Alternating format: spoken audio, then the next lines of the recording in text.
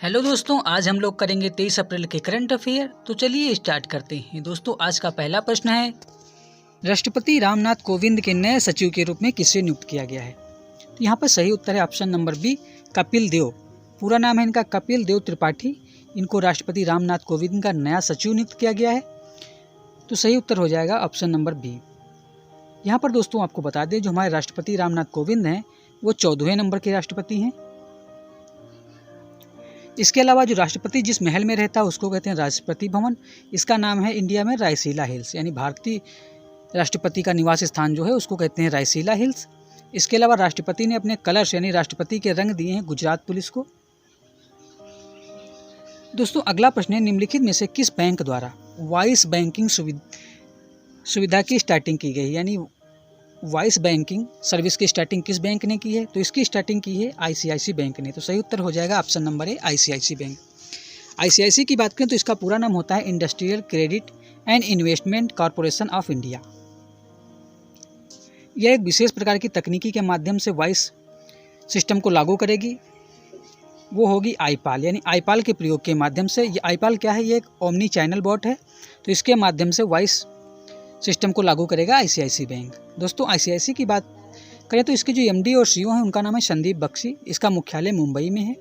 इसके अलावा ICIC bank Bharat का पहला ऐसा बैंक है जिसने जो रोबोटिक आर्म होती है, यानी रोबोट की जो भुजा होती है, उसका इस्तेमाल किया है बैंकिंग में। और इसके अलावा कार्डलेस सिस्टम को स्टार्ट किया है, यानी बैंकिंग में अभी तक आप लोग कार्ड यूज़ करते थे, लेकिन आईसीआईसी बैंक ऐसा बैंक बन गया जिसने कार्डलेस सिस्टम को लागू कर दिया है, यानी बिना कार्ड के आप लेन देन कर सकते हैं। दोस्तों, अगला प्रश्न है, विश्व रचनात्मक एवं नवाचार दिवस world creativity and innovation day किस दिन मनाया जाता है?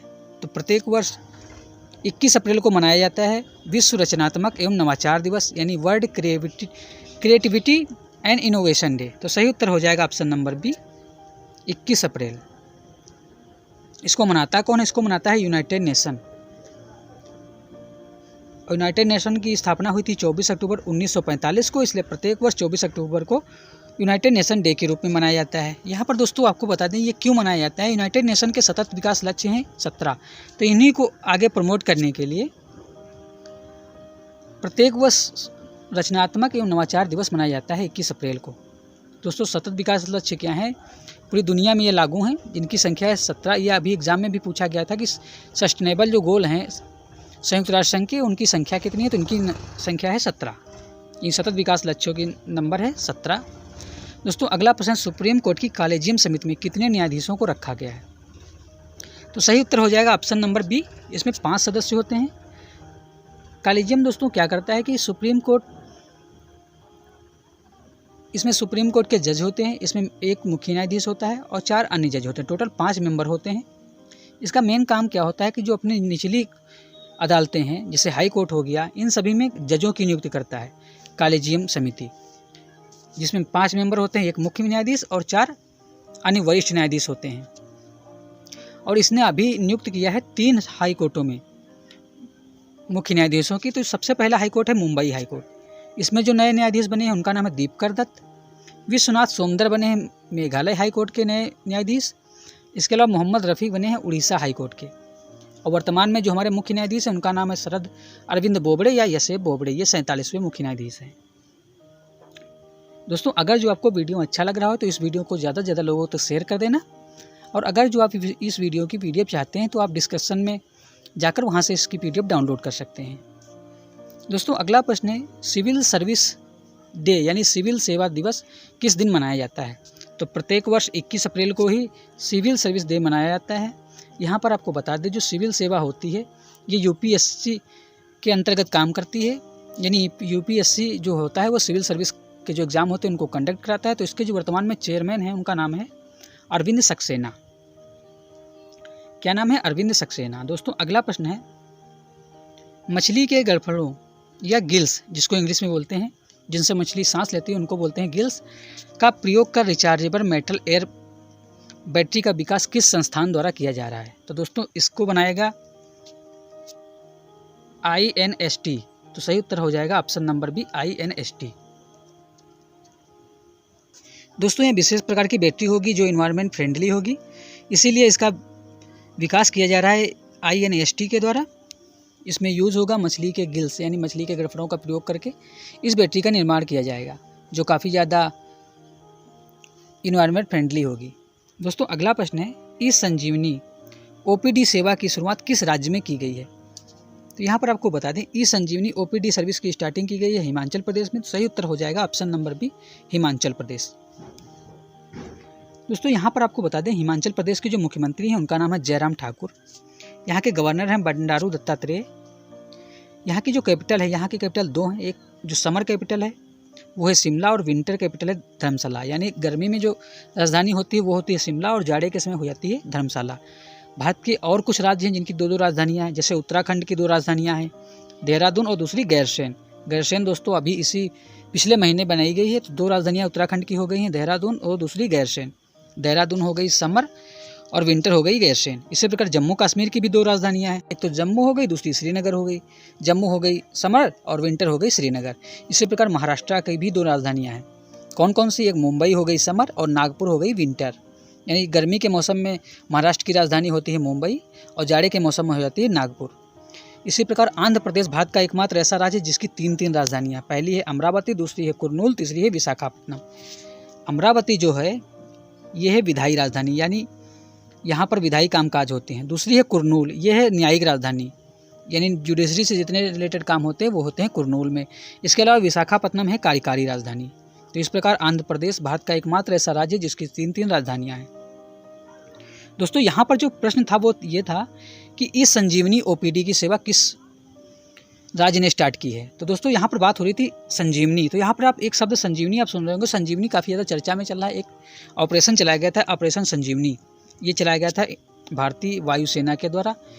तो भारतीय वायुसेना के द्वारा चलाया गया संजीवनी और ई संजीवनी ओपीडी, इन दोनों में कन्फ्यूज मत होना। जो ई संजीवनी ओपीडी चलाया गया ये चलाया गया हिमाचल प्रदेश की गवर्नमेंट के द्वारा, और संजीवनी जो ऑपरेशन चलाया गया था वो इंडियन एयरफोर्स के द्वारा चलाया गया था। इससे क्या था कि मालदीव में दवाओं की सप्लाई की गई थी अभी पिछले महीने। तो दोस्तों ये दोनों अलग अलग हैं, ई संजीवनी और संजीवनी ऑपरेशन। संजीवनी ऑपरेशन था ये एयरफोर्स का था, और जो यहाँ पर ई संजीवनी ओपीडी की बात हो रही ये चलाया है गवर्नमेंट ऑफ हिमाचल ने। तो सही उत्तर हो जाएगा यहाँ पर option number B, Himachal Pradesh. दोस्तों इस सर्विस का मेन मकसद क्या है कि लोगों को घर पर ही ऑनलाइन सिस्टम के माध्यम से जो चिकित्सीय सुविधाएं हैं उनकी उपलब्धता को ध्यान में रखते हुए इस सर्विस की स्टार्टिंग की है, जिसकी स्टार्टिंग की है हिमाचल प्रदेश ने। दोस्तों अगला प्रश्न है, लाइसेनिया कर्से का निधन हो गया, यह किस देश के पूर्व प्रधानमंत्री थे? तो दोस्तों लाइसेनिया कर्से जो हैं ये फिजी के पूर्व प्रधानमंत्री हैं जिनकी हाल ही में अभी मृत्यु हो गई है। तो सही उत्तर हो जाएगा ऑप्शन नंबर बी, फिजी। यहाँ पर आपको बता दें फिजी की जो कैपिटल है वो है सुआ, और यहाँ की जो मुद्रा है वो है फिजियन डॉलर। दोस्तों अगला प्रश्न है, निम्नलिखित में से किस राज्य में डिपो रिजो ब्रिज का निर्माण किया गया है? दोस्तों थोड़ा नाम अटपटा आपको लग रहा होगा, मैं हिंदी में लिख दे रहा हूँ, डिपो और रिजो। तो इस ब्रिज का निर्माण किया गया है अरुणाचल प्रदेश में। तो सही उत्तर हो जाएगा option number B, Arunachal Pradesh. दोस्तों इसके अलावा आपको बता दें इस पुल का निर्माण किसने किया है? इस पुल का निर्माण किया है बीआरओ यानी बॉर्डर रोड ऑर्गेनाइजेशन।